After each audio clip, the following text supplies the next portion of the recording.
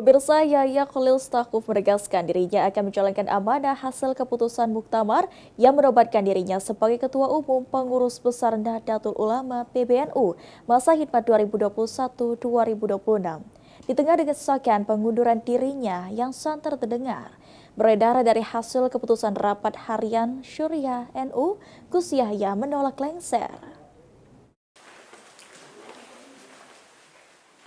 Yahya Khalil Stakuf menegaskan dirinya tidak akan mundur dari jabatan sebagai Ketua Umum Pengurus Besar Nahdlatul Ulama PBNU untuk masa 2021-2026.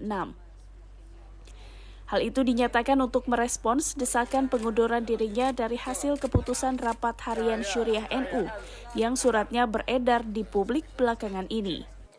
Usai rapat tertutup dengan Ketua Pengurus Wilayah PWNU se-Indonesia di Surabaya Minggu dini hari 23 November, Gus Yahya menyebut tidak menerima risalah atau surat apapun terkait desakan tersebut.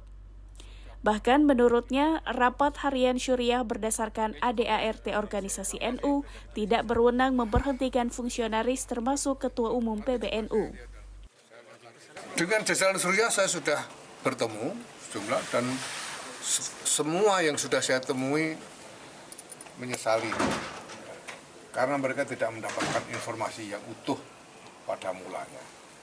Nah, ketika saya beri penjelasan sehingga utuh, mereka menyesal. Dan insya Allah ya mudah-mudahan dalam waktu dekat bisa diwujudkan pertemuan para kiai-kiai termasuk para kiai sepuh.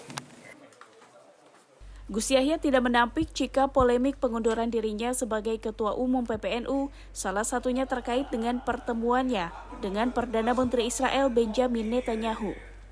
Dia mengakui pertemuan itu terjadi di Israel pada tahun 2018 dalam upaya kemerdekaan Palestina.